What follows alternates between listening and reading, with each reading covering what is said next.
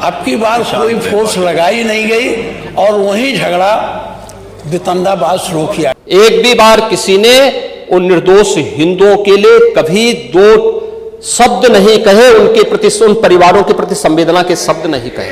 ये आपके पुलिस प्रशासन की पूरी उदासीनता या तो उनकी साजिश का परिणाम है या बहराइच का दंगा। क्या भारत की धरती पे केसरिया झंडा नहीं लग सकता? क्यों नहीं लग सकता? मैं यही पूछना चाहता हूं। विधानसभा नियमावली में नियम है, माननीय नेता, नियम 56 में जब ग्राह्यता पर बात होती है तो जो नोटिस दिए होते हैं उन्हीं को बोलना चाहिए। जब चर्चा होती है तो पूरा सदन, कोई भी सदस्य उसमें हिस्सा ले सकता। मैं कोई आपत्ति इस बात की है, क्या माननीय सदस्य ने आपको कोई नोटिस दी थी? अगर नहीं नोटिस दी है तो ग्राह्यता पर इनको कैसे बोलने दिया गया? मैं ज़्यादा नहीं, दो बात कहना चाहता हूँ। मैं बहराइच खुद गया था। माननीय मुख्यमंत्री जी, बहराइच में जिस रास्ते से जुलूस निकलता था उस रास्ते में परंपरागत रूप से 50 मीटर में बड़ी घनी बस्ती है और वहाँ बड़ी संख्या में मुस्लिम आबादी है। जब पहले जुलूस जाता था तो वहाँ बड़ी संख्या में फोर्स लगा दी जाती थी। अब की बार कोई फोर्स लगाई नहीं गई और वहीं झगड़ा वितंडाबाज शुरू किया गया। अब ये कहना कि फोर्स मांगी नहीं गई, अरे सुनिए, हम भी जानते हैं। मैं केवल एक बात कहना चाहता हूं कि अगर संभल के बारे में हम जब बात करते हैं महोदय, एक लंबा सिलसिला है इस संभल का, और अगर मैं संभल की जब चर्चा करता हूं तो संभल में कैसे माहौल खराब किया गया वहां पे। ये संभल में दंगों का जो इतिहास है 1947 से ही प्रारंभ होता है। 1947 में एक मौत होती है, 1948 में 6 लोग मारे जाते हैं, 1958 में भी दंगा होता है, 1962 में भी दंगा होता है, 1976 में भी 5 लोगों की मौत वहां पर हुई थी, और 1978 में 184 हिंदुओं को सामूहिक रूप से जला दिया गया था। थाना अध्यक्ष ने पुलिस अधीक्षक को चिट्ठी लिखा था, थाना हरजी क्षेत्र में हर वर्ष की भांति इस वर्ष भी दशहरा हर्षोल्लास से मनाया जाएगा, जिसको सकुशल संपन्न कराने हेतु अतिरिक्त पुलिस बल की मांग हेतु प्रत्यावेदन। महोदय, सादर निवेदन है कि थाना स्थानीय क्षेत्र पूर्व की भांति इस वर्ष भी दशहरा पूरे हर्षोल्लास के साथ मनाया जाएगा। त्यौहार के पूर्व की भांति इस वर्ष भी सकुशल संपन्न कराने हेतु इस अतिरिक्त बल, जिसमें 1.5 section PAC, 1.5 section paramilitary force की आवश्यकता है, जिसकी उक्त त्यौहार सकुशल संपन्न कराया जा सके। ये चिट्ठी है। तो जब वो चिट्ठी आपका यशो पुलिस अधीक्षक को लिखा तो ये फोर्स क्यों नहीं दी गई? क्योंकि वो समझता था यहाँ हो सकता है। उन्होंने किया तो ये आपके पुलिस प्रशासन की पूरी उदासीनता या तो उनकी साजिश का परिणाम है या बहराइच का दंगा। मैंने ये चिट्ठी आप वेरीफाई करवा लीजिएगा, देख लीजिए। अगर दिया गया, अगर ये फोर्स दे दिया गया होता तो वहाँ बहराइच में दंगा नहीं होता। 184 हिंदुओं को हत्या हुई थी, हिंदुओं की हत्या हुई थी और जलाया भी गया था, और 184 हिंदू मारे गए थे वहां। 184। मैं वही तो कह रहा हूं ना, आप उस सच को स्वीकार नहीं करेंगे, आप उस सच्चाई को स्वीकार नहीं करेंगे। और लगातार कई महीनों तक वहां कर्फ्यू था। 1980 में फिर दंगा हुआ था, एक मृत्यु हुई। 1982 में फिर दंगा हुआ, एक मृत्यु हुई। 1986 में 4 लोग मारे गए, और 1990 फिर 1992 में 5 मौतें हुई, 1996 में 2 मौतें हुई। ये लगातार ये सिलसिला चलता रहा 1947 से लेकर के अब तक 209 हिंदुओं की निर्मम हत्या वहां हुई है संभल के अंदर। 209 हिंदुओं की। बड़े पैमाने पर दुकानें जलाई गई, एक नौजवान गोली लगी मर गया। इसके साथ ही साथ वहाँ तो जो हुआ वहाँ से 25 किलोमीटर दूर जाकर वहाँ भी दुकानें फूंकी और जलाई गई। एक अनूप शुक्ला है, उनका पूरा वही जला दिया गया। अगर ये इस तरह की बात होती, अनूप शुक्ला का एक वो था, शोरूम था मोटरसाइकिल का, वो जलाया गया, उनके कागज जलाए गए। तो इसको, अरे भी आप रहे होंगे वहाँ, जानते होंगे, हम तो जानते नहीं, आप उसमें सम्मिलित रहे होंगे। तो जो उसमें सम्मिलित रहता वही नहीं जानता है, हम कहाँ जान पाते। तो इसलिए मैं एक बात ये मुझे कहना था, इसकी जांच आप जरूर करवाइए। क्या पुलिस अधीक्षक के स्तर पर ये अगर गलती हुई जिसमें 50 तमाम लोग, 7 लोग जेल में हैं, कितने लोग भागे हैं, 10 बस भागे हैं, वो इस भय को भी दूर करिए। और एक भी बार किसी ने उन निर्दोष हिंदुओं के लिए कभी 2 शब्द नहीं कहे, उनके प्रति, उन परिवारों के प्रति संवेदना के शब्द नहीं कहे। महोदय, जो आज घड़ियाली आंसू बहा रहे हैं, ये लोग कभी भी उन निर्दोष हिंदुओं के बारे में कभी 2 शब्द नहीं कहे। वहां पर 1978 में जो दंगा हुआ था, महोदय, किस प्रकार की स्थिति थी। एक वैश्य जिसने सबको उधार दे रखा था पैसा, और उस बात को मानता था कि साहब मैं तो सबको पैसा देता हूं, मेरे यहां तो सब व्यवसाय के साथ जुड़े हुए हैं। अगल बगल के हिंदू दंगा होने के बाद उनके घर में इकट्ठे होते हैं।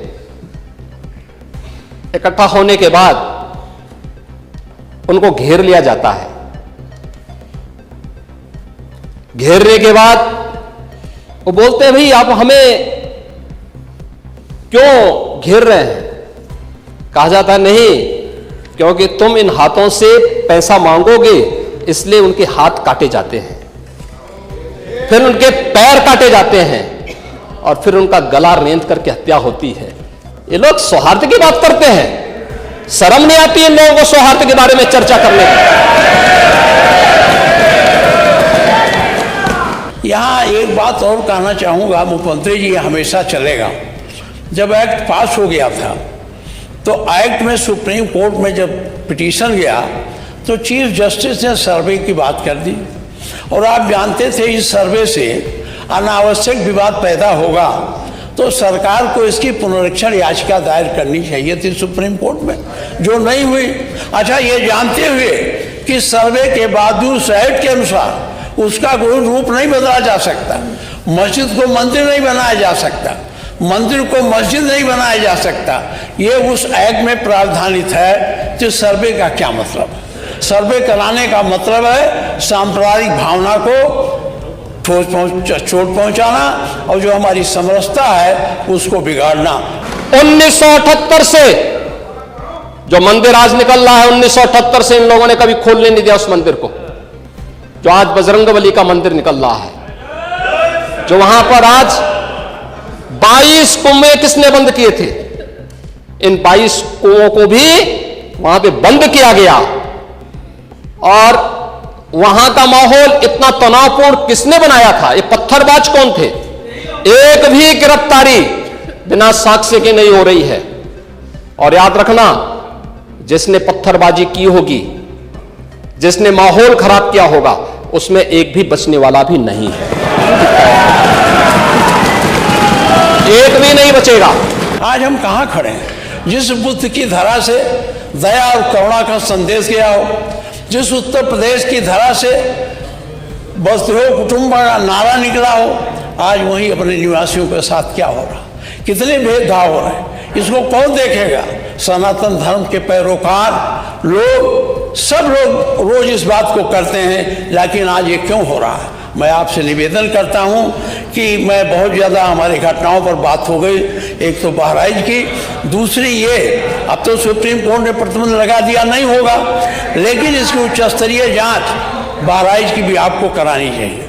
बहराइच केवल अधिकारियों के जांच पर न जाइए। आप तो विपक्ष में भी रहे हैं, ये अधिकारी, तब आप इनकी भी आलोचना करते रहे हैं। अब आप सरकार में हैं तो इनकी बातें सुन लेते हैं। ये कैसी रिपोर्ट देते हैं, कैसे आपको गुमराह करते हैं, कैसे शासन को इधर से उधर करने की बात करते हैं। इससे सावधानी पूर्वक आपसे मेरा निवेदन है। संभल भी उच्च स्तरीय जांच तो आपने बना दिया, कमेटी बना दी है। अब मैं अच्छा, ये नेता विरोधी दल से पूछना चाहता हूं कि अगर हमारा कोई पर्व और त्योहार है या किसी का भी है, मुहर्रम का जुलूस हो या फिर कोई भी अन्य मुस्लिम समाज का कोई पर्व और त्योहार का कोई जुलूस, वो हिंदू मोहल्ले से सुरक्षित निकल जाता है, कोई दिक्कत नहीं होती। मंदिर के सामने से भी निकल जाता है, कोई समस्या नहीं होती। लेकिन इस समस्या केवल वहीं पे क्यों खड़ी होती है जब कोई हिंदू शोभा यात्रा किसी मस्जिद के सामने से, किसी मुस्लिम बाहुल्य क्षेत्र से निकलती है, तब क्यों तनाव पैदा हो जाता है? तभी क्यों झंडा लगाने में क्या समस्या आ रही है? क्या भारत की धरती पे केसरिया झंडा नहीं लग सकता? क्यों नहीं लग सकता? क्यों नहीं लग सकता? मैं यही पूछना चाहता हूं, आखिर ये दंगे क्यों किए जाते हैं? और बहराइच का मामला, महाराजगंज उस कस्बे का, जहां के बारे में आप कह रहे हैं कि लगातार मुस्लिम बस्ती थी, मोना जी ने भी इस बात को कहा कि बस्ती थी, प्रशासन नहीं था, 4 कंपनियां पुलिस थी वहां पे, और दंगा सड़क पे नहीं हो रहा था, गोली घर के अंदर से चल रही थी। आपने कहा मंदिर मिल गया, तो मंदिर तो अच्छी बात है, मिल गया, पहले से था, कौन नयापन आ गया? ये हुआ कि उस मंदिर का ताला खोल के आपने पुजारी बैठा दिया, पूजा हो।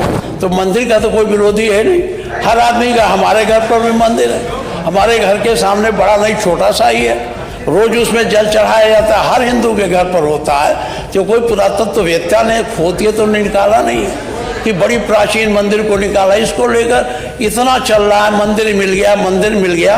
अरे मंदिर था ही, मिला क्या? मंदिर था। इसलिए मैं आपसे आग्रह करूंगा, इस उत्तर प्रदेश की धरा को आप सांप्रदायिकता के आग में जाने से बचाइए। अगर ये सांप्रदायिकता की आग भड़की तो पूरा उत्तर प्रदेश यानी पूरा हिंदुस्तान में एक ऐसी स्थिति पैदा होगी जो हमारी समरसता है, जो हमारा हिंदू मुसलमान का भाईचारा है, वो टूटेगा। और जब वो टूटेगा तो अच्छी स्थिति नहीं बनेगी। इसलिए मैं आपसे आग्रह करता हूं कि आप इन दोनों घटनाओं का, आपने वहां तो अब नहीं जानता, कमीशन ऑफ इंक्वायरी एक्ट के अंतर्गत उसे आपने जारी किया है। अगर कमीशन ऑफ इंक्वायरी एक्ट के अंतर्गत हुआ है तब तो जांच रिपोर्ट सदन के पटल पर आएगी। अगर कमीशन ऑफ इंक्वायरी एक्ट के अंतर्गत आपने जांच नहीं बैठाई है, सदन के पटल पर नहीं आएगी। मेरा आपसे अनुरोध है कि अगर वो सदन, वो कमीशन ऑफ इंक्वायरी एक्ट में नहीं है तो उसे उसी स्तर पर है जिससे उनकी रिपोर्ट सदन में आ जाए और हम लोग पूरे तथ्यों से वाकिफ हो सकें। मैं इन्हीं शब्दों के हिसाब से कहता हूँ, सारे लोगों की इच्छा इस पर चर्चा हो जाए। इस निर्दोष राम गोपाल मिश्रा की हत्या हुई और घर के अंदर से गोली चला करके उसकी निर्मम हत्या की गई। हमें इस सच्चाई को स्वीकार करना चाहिए। ये दंगा सड़क पे आमने सामने नहीं था। अगर पुलिस घर के अंदर घुसती तो लोग फिर कुछ और आरोप लगाते। पुलिस ने बचाव करने का अपना प्रयास किया, 4 कंपनियां वहां पे थी। और आप कह रहे हैं कि माननीय मोना जी ने भी कहा कि भारतीय जनता पार्टी के विधायक ने आरोप लगाए। भारतीय जनता पार्टी के विधायक ने इस हल्दी की घटना को लेकर के नहीं, इस महाराजगंज कस्बे की घटना को लेकर के नहीं, ये उस समय बहराइच कस्बे में थे और बहराइच कस्बे में इनकी गाड़ी पर हमला हुआ, जो वहां से 30-35 किलोमीटर दूर है। वहां पे एक पथराव हुआ था। मैंने भी इनको कहा था, मैंने कहा देखो तुम्हारे उस क्षेत्र में दंगा हुआ है, तुम वहां तत्काल जाओ, लोगों को कंट्रोल करो। लेकिन उसको कैसे तोड़ मरोड़ करके प्रस्तुत किया जा रहा है। इन्होंने जो तहरीर दी वो दूसरे मामले में दी है, उसका इस घटना से कोई लेना देना नहीं। लेकिन उसको किस तरीके से जोड़ करके देखा जा रहा है। सब्सक्राइब करें साम टीवी, क्योंकि हम आ गए हैं अब आपके बीच, दिखाएंगे सत्ता के वादों और अपराधियों के एक एक कारनामे की हकीकत। और हाँ, अगर आपके पास भी हो कोई ऐसी खबर तो कमेंट करके हमें बताएं, क्योंकि बिना डर और दबाव के हम दिखाते हैं हर एक खबर डंके की चोट पर।